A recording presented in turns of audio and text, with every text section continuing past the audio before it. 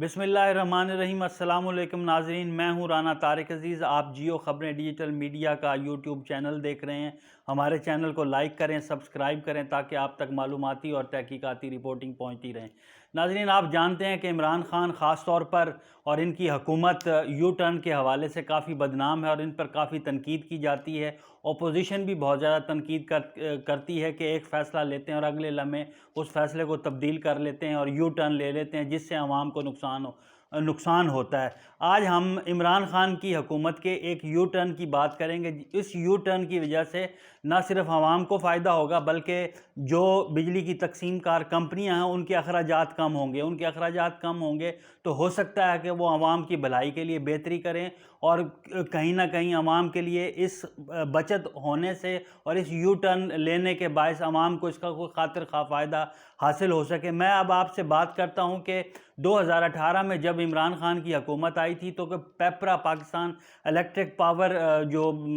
Company ہے اس نے ایک ٹرانسفر پالیسی متعارف کروائی تھی کہ 18، 19، 20 اور 21 گریڈ کے میں جن افسران کی پرموشن ہوگی ان کو مدر کمپنی سے دوسری کمپنی میں تبدیل کر دیا جائے گا، تاکہ جو ہے نا اس پالیسی لانے کا مقصد یہ تھا کہ بجلی چوری روکی جائے اور جو ایک جگہ افسران کئی سال سے بیٹھے ہوئے ہیں ان کی کارکردگی اور ان کے رشوت لینے کے طریقہ کار کو تبدیل کر دیا جائے تاکہ عوام کو فائدہ ہو سکے۔ لیکن اس کا خاطر خواہ فائدہ نہ ہو سکا، الٹا یہ ہوا کہ جو پالیسی اناؤنس کی گئی اس ٹرانسفر پالیسی کے تحت اضافی مراد کا پرکشش پیکج دیا گیا، جس کے تحت انہیں ہر ماہ ایک اضافی تنخواہ دی جاتی تھی، 3 ماہ بعد 1 ہفتے کی چھٹی، بیمہ تنخواہ، T A D A allowance کی ادائیگیاں جاری تھی، اور اگر سرکاری رہائش گاہ ہے تو اپنے پاس رکھے۔ اگر ہاؤس ریکوزیشن کے حامل شہروں سے ٹرانسفر ہو تو بنیادی تنخواہ کا 60% ہاؤس رینٹ کی مد میں بھی ان افسران کو دیا جا رہا تھا۔ یعنی بڑے شہروں سے ٹرانسفر ہونے والے افسر 160% اضافی تنخواہ وصول کر رہے تھے۔ اس پالیسی کے بعد حکومت کو یہ لگتا تھا کہ ہم بجلی چوری روکنے میں اور جو افسران ایک جگہ پہ کئی سال سے تعینات ہیں ان کی تعیناتیوں سے نئے لوگ آئیں گے، جس کی وجہ سے وہ نئے طریقے سے کام کریں گے اور بجلی چوری رکے گی اور بجلی سستی کرنے میں اور پالیسی بنانے میں آسانیاں ہوں گی۔ لیکن یہ نہ ہو سکا، الٹا اخراجات میں اضافہ بڑھ گیا۔ یہ پالیسی جو ہے 2019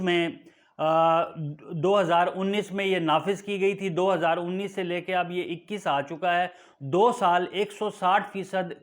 جو سینکڑوں افسران ایک کمپنی سے دوسرے کمپنی میں تبدیل ہوئے تھے تو وہ 160% تک اضافی مراد وصول کرتے رہے، جس سے آپ یہ اندازہ لگا سکتے ہیں کہ میپکو کی اگر میں بات کروں تو میپکو کو ان افسران کی دیگر کمپنی سے جو میپکو میں افسران تبدیل ہوئے ان کو ہر ماہانہ 56 لاکھ سے 60 لاکھ اضافی دیا جاتا رہا۔ آپ کو پتہ ہے کہ بجلی کی 9 تقسیم کار کمپنیاں ہیں اور اگر ایک ایوریج بھی ہم لگائیں تو 25-30 لاکھ اگر ایوریج ان کمپنیوں کا لگائیں تو تقریباً ماہانہ جو 1 کروڑ سے زائد کی رقم بنتی تھی، جو اضافی اخراجات کی صورت میں کمپنیوں کو بھگتنا پڑ رہے تھے۔ 2 سال اس تجربے کو دیکھا گیا لیکن اس سے کوئی خاطر خواہ حکومت کو بھی فائدہ حاصل نہ ہوا، بجلی کی تقسیم کار کمپنیوں پہ بھی اخراجات کا بوجھ بڑھا اور عوام کو بھی اس سے کوئی حاصل وصول نہ ہو سکا، جس پر متعدد بار وزیر اعظم پورٹل پر بھی اس کی شکایات کی گئی۔ شکایات کے سلسلے میں وزیر اعظم نے اس کو دوبارہ اپنے جو توانائی اور انرجی منسٹری کے افسران تھے اور وزارت تھی ان کو کہا کہ اس کو ریویو کریں، اور ریویو کرنے کے بعد اب یہ سامنے آئی ہے کہ 30 جون تک وہ افسران جو ایک کمپنی سے دوسری کمپنی میں تبدیل ہو کر گئے تھے اور 160% تک اضافی مراد لے رہے تھے، وہ 30 جون تک واپس ان کمپنیوں میں آ جائیں گے اور ان کی 160% جو اضافی مراد تھیں وہ ختم کر دی جائیں گی۔ اس طرح میپکو کی میں بات کروں تو میپکو کا ایک مہینے کا جو خرچہ تھا وہ 56 سے 60 لاکھ تھا، وہ کم ہونے جا رہا ہے۔ اسی طرح لیسکو، فیسکو، گیپکو،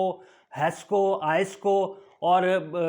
جو کوئٹہ الیکٹرک کمپنی ہے ان میں بھی جو افسران گئے تھے وہ بھی اپنی تمام مدر کمپنیوں میں واپس آ رہے ہیں اور 1 کروڑوں روپے ماہانہ اور اربوں روپے سالانہ جو اخراجات تھے وہ کم ہو رہے ہیں، جس سے خاطر خواہ حکومت کو یہ جو ہمارا لائن لاسز ہے ان کو بھی کم کرنے میں مدد ملے گی، اور اخراجات جب آپ کے کم ہوں گے تو آمدنی لا محالہ آپ کی بڑھے گی۔ آمدنی بڑھنے سے آپ کئی طرح کے کام کر سکتے ہیں، اور جب کام ہوں گے تو ظاہر ہے کہ اس کا عوام کو بھی فائدہ ہوگا۔ اس حوالے سے میں عمران خان کی بات کروں گا تو عمران خان اس داد کے اور اس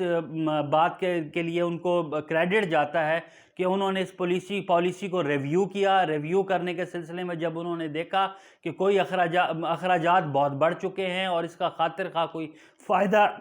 نہیں ہو رہا، تو انہوں نے اس پالیسی کو ریوائیو کر دیا، اور یہ 30 جون سے اب لاگو ہونے جا رہی ہے۔ میپکو میں تقریباً کوئی 94 سے زیادہ افسران تھے جو مختلف کمپنیوں سے میپکو پوسٹ ہوئے تھے، جن کو اور ان کے بارے میں یہ کہا جاتا تھا کہ یہ کام بھی بہت کم کرتے تھے۔ کام اس طرح سے کم کرتے تھے کہ وہ